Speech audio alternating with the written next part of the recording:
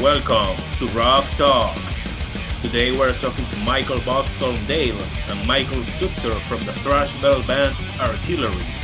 We discuss the making of their new album X, the Fear of Tomorrow era, and the decision to move forward without founder member Morten Stützer. Hello, both of you Michaels from Artillery. Welcome to Rock Talks. Thank you so much for your time. Thank you for keeping us on joining. Yeah, hello. Very nice to be here. Thank you very much for having us. Yeah, we have Michael Dale, right? Yeah. And Michael Stützer. Did I say that right? Yes, that's correct. Yeah.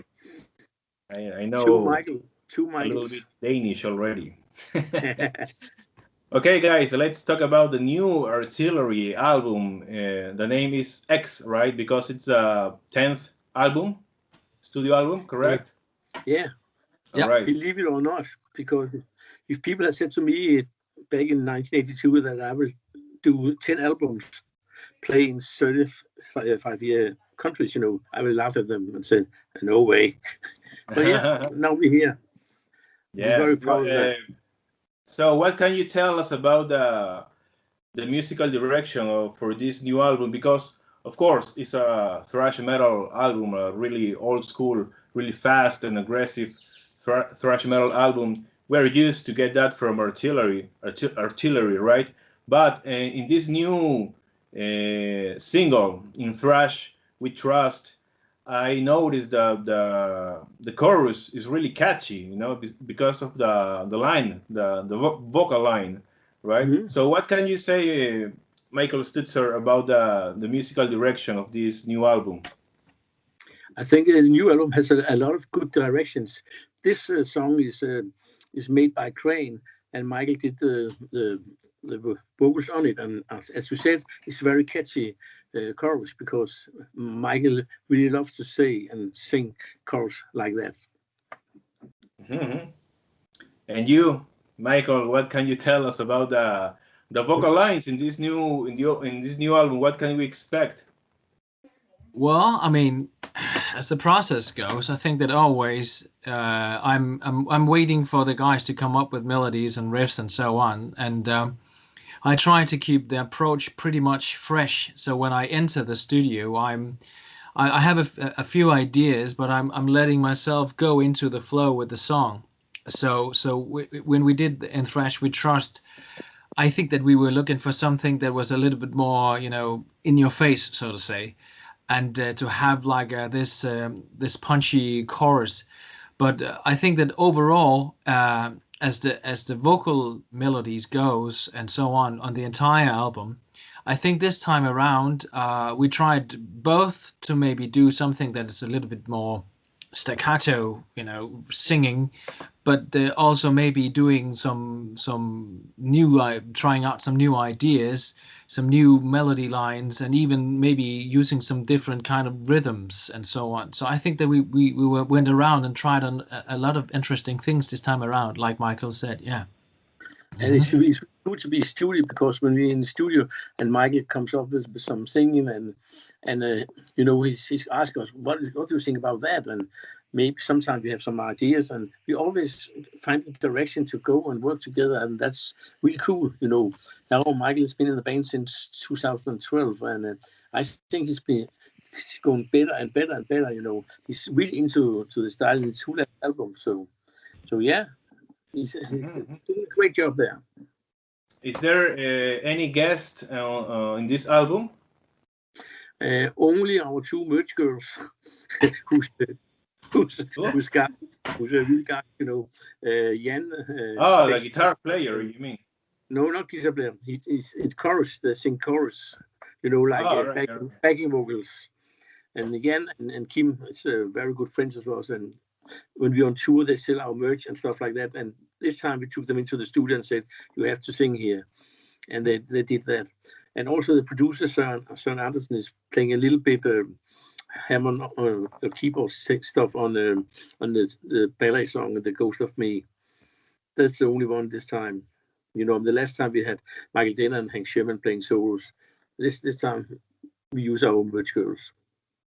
All right. when can we get an official video clip for this new album? Because the first one is pretty much a lyric video, right? Yeah, that's one Metal Blade did. We just recorded a new video here in the weekend in a little town called Ranners for the song In Your Mind. And today we just saw the first video from the song Turn Up the Rage, who will be out in the 14th of April. So it's very soon, I think, sometime the next week. And the second video will be out on the same day as the record comes out, 7th of May. All right. And who was the producer of this album? Well, a long-time friend and producer, Søren Andersen. He's did all the albums since when Dead Comes, and he's a good friend. He's also a very good guitar player and very good in the studio. And I know Michael also knows he's very good to shake him in the back, you know. So he's really gonna sing his best. He's very good. Yeah. I think that you know, if you're working with Søren, you realize that he's not a pushy guy. He's trying to do the other way around. That he's actually good at letting you feel good. Because I think that his approach is that if you feel good, you can deliver, and I really like that, because to me it's not really helping me if I got a producer that's yelling at me and saying, "Oh, come on," rah! Something like that.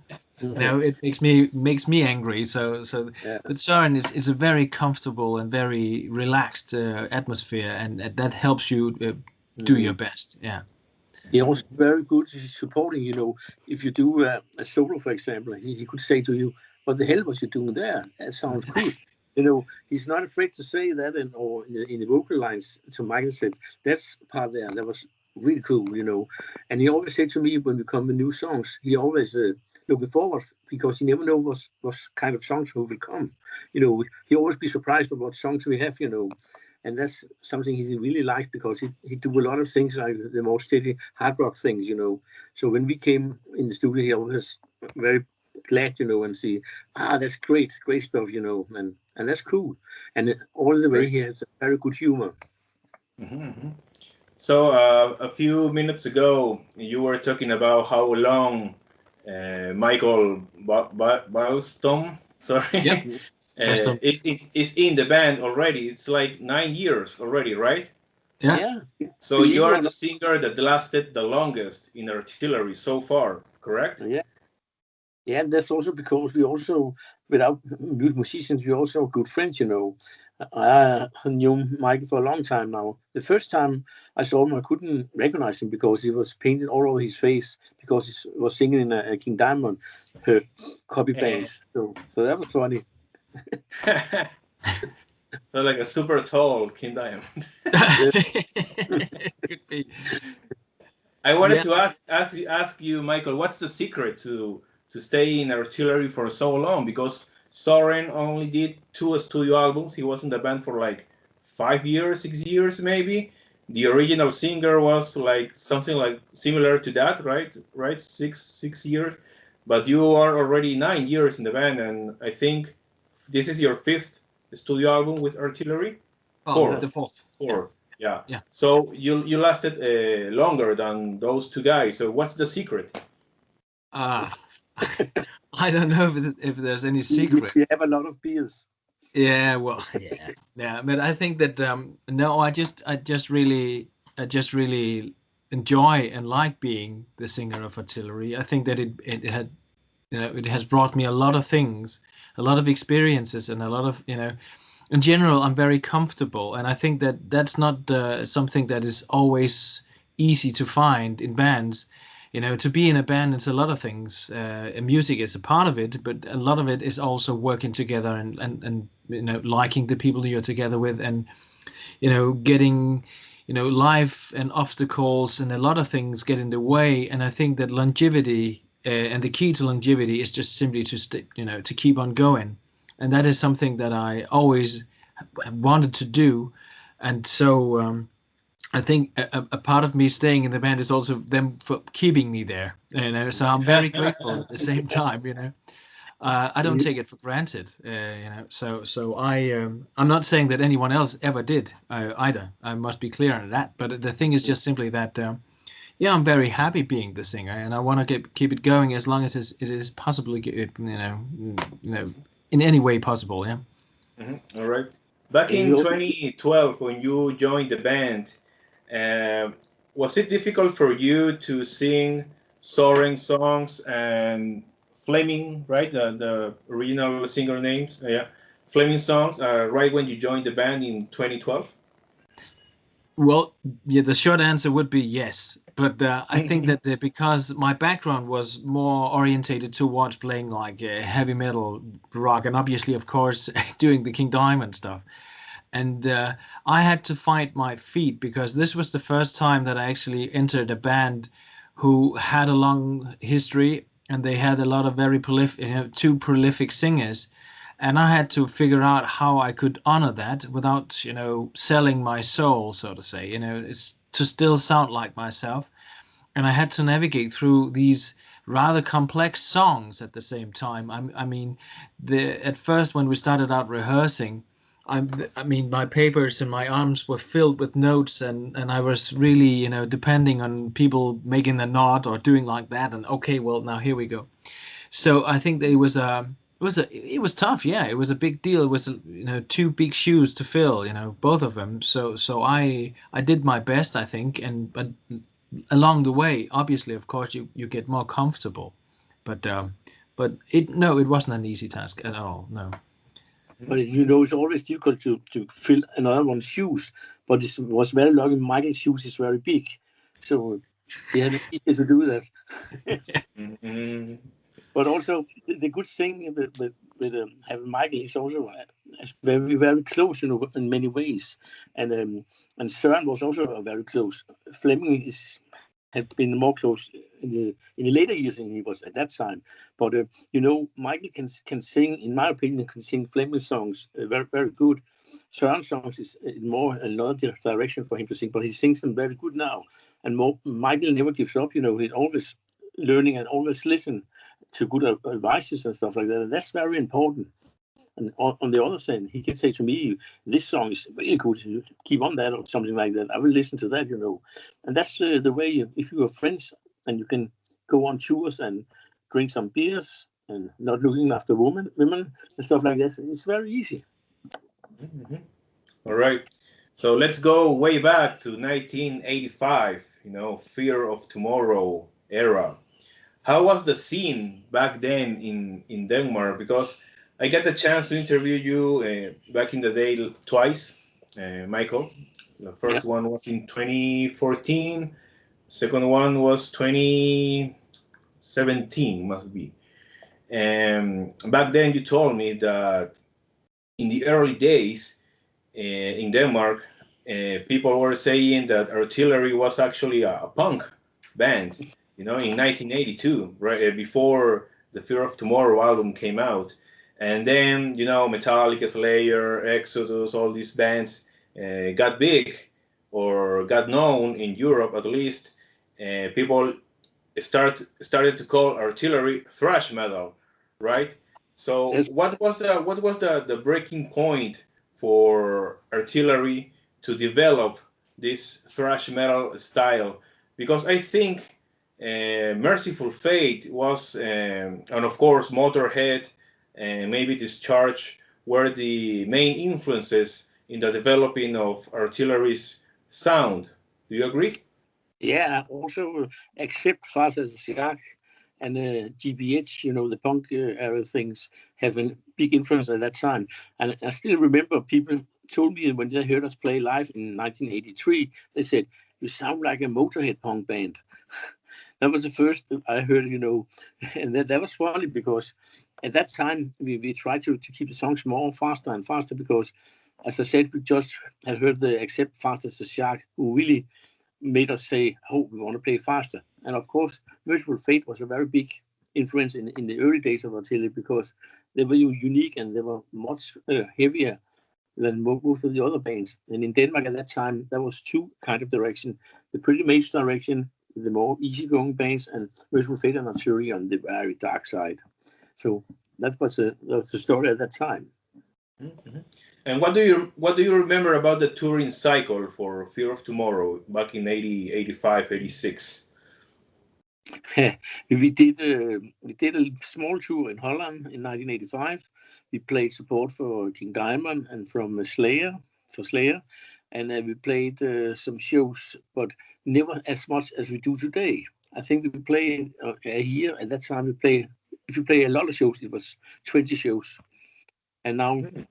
If the corona hasn't been there, we play almost like 80 shows a year, So that was a big difference. Yeah, totally. So, the other Michael, did you already born in 1985 or you were or not? Yes, I was, but thank you very much for the compliment. I must say. Yeah, I mean, in 84, I was 4 years old, 5 years old. So I'm not really I wasn't really consciously aware of anything at that point about that sort of music. So not yet. So I suppose you started to listen to metal back in 1990, maybe? I did. I mean, I think that maybe even before that, because my parents and especially my dad has always been a huge music fan. So I think that I started out listening to, the likes of AC/DC and Black Sabbath, Zeppelin, and all that stuff when I was like 5 or 6 years old. So I actually heard Artillery when I was 10.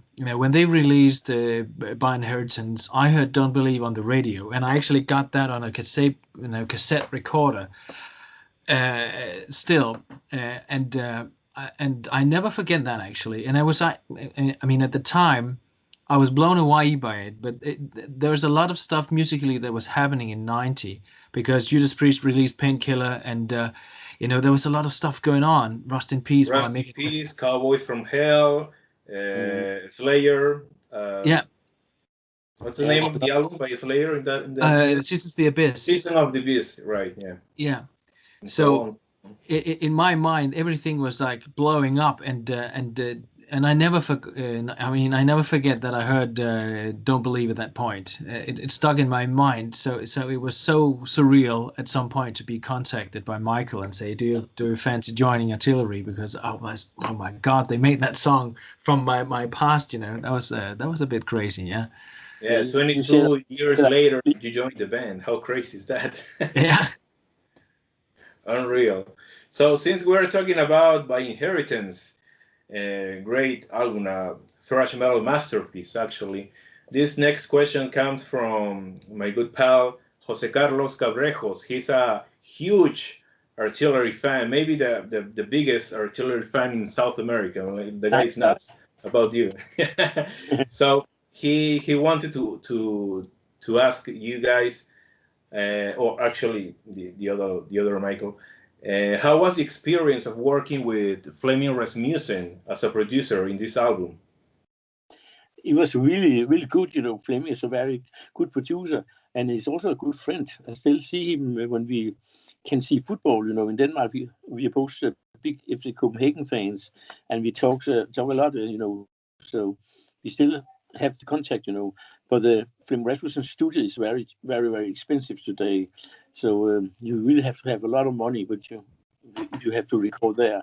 And as I said, Søren is a very good friend too. So that's why we haven't chosen Flemming again. I know he's interested in doing one more Artillery recording. So yeah, let's see what's happening in the future. Yeah, nice. He's a nice guy, very, very good in the way he looks at music. He had very good ideas at that time. He was very good expensive for an Artillery. Yeah, if there's a money issue, maybe you can start a Kickstart campaign, right? A lot of bands do that, and I'm sure around the world Artillery fans will contribute to that cause. So maybe that's an idea there. Yeah, you never know. But I think there's so many people in the world who have bigger troubles. Of course we really want to go out to play, and of course we have lots of money there. But I think there's people around the world who's really suffering, because of the corona, especially in South America, in Brazil. Yeah. So. Yeah, well, I know my friend Jose Carlos Cabrejos will send you a big paycheck for that. So He's a college teacher. Say hello to him for. Yeah. Well, to those who don't know, or maybe the name Flaming Rasmussen sounds familiar, he was the producer of Master of Puppets and Justice for All, and also he was assistant producer and engineer for Ride the Lightning. So he was there for all those historic albums by Metallica. Do you know why Metallica chose him? They chose him because he had made a Rainbow album called Difficult to Cure. And Lars Ulrich had heard that and said, Switzerland, we're going to try that. That's how it started.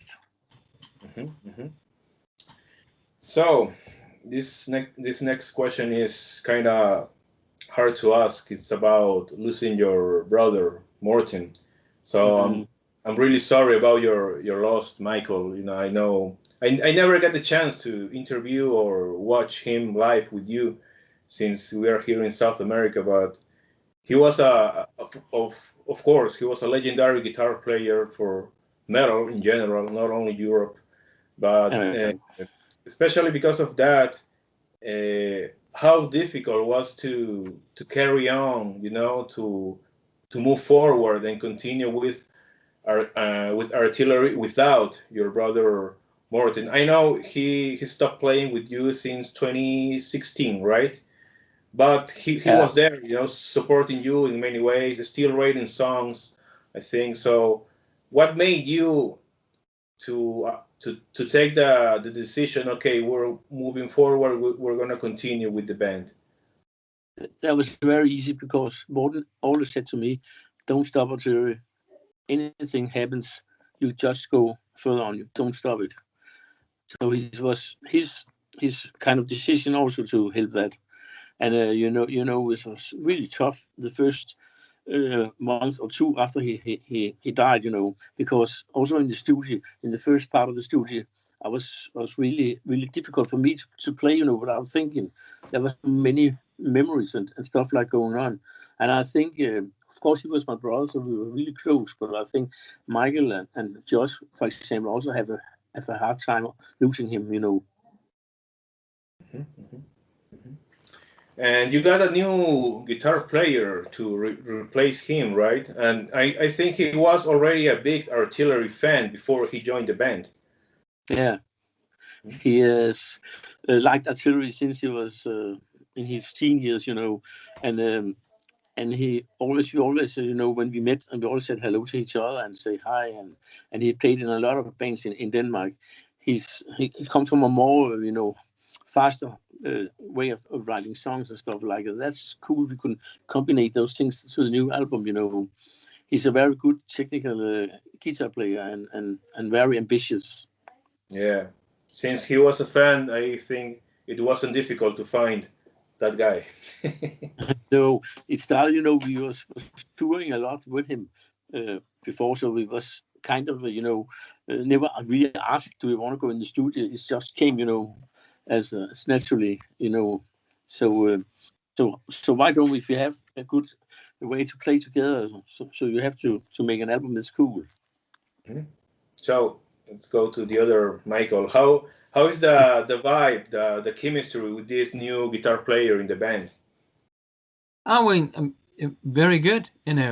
I think that one of the benefits of doing a lot of gigs also before we went into the studio helped us getting closer to each other. So I think that from the very beginning we had a very friendly vibe going on, and so I think that's in general a good thing for a band. It's to focus on what it is you should do, and that is playing live and do gigs, and then also maybe let the creativity be a very natural process as well. Because I think that, people have been asking how you approach the creative process of writing an artillery album.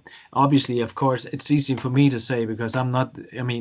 I do the lyrics, but I think that the overall attitude is that you are playing and doing what you feel is natural. You have to get into your mind that this is sort of like the frame, and here you can play ball with everything that you come up with, So I think that's what you want to do, So yeah. Right. You can say in that way.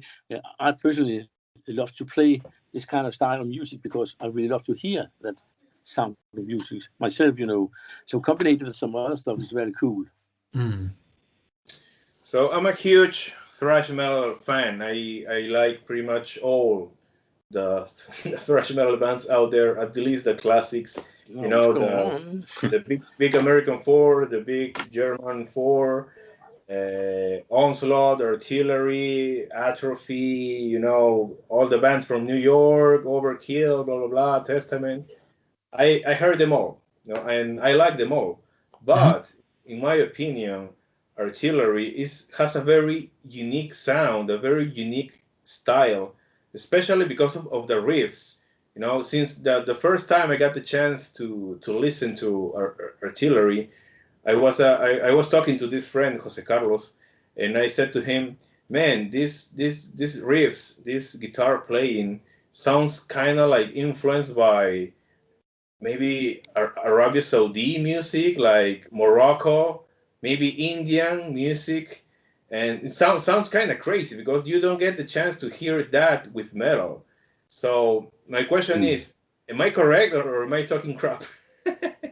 No, that's correct. And it's How? you already started playing that kind of style a very long time ago. And one of the biggest influences in the style was the guy Richie Blackmore. Believe it or not, but he has this way of he plays his licks and solo licks and stuff like that inspires a lot. And when we came to Russia and played there and got thrown out in 1989, we heard that kind of music all the way. So it's influenced a lot on songs like Comaniac, for example. All right. Nice. So I'm not crazy. No. No, not at all. No. Well, keep up the good work, guys. So last question. Is there any touring plans for this year or maybe 2022 because of the pandemic?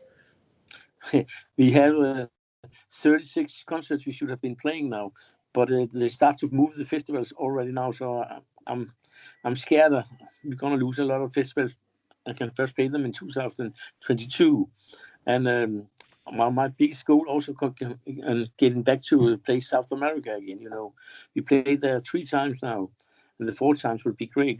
Have some good experience, really good. It was just great. Yeah. So you, Michael, you got the chance to play South America, right? In 2014, you were there, right? Yeah. I mean, I've been with Artillery to South America several times as well. Yeah.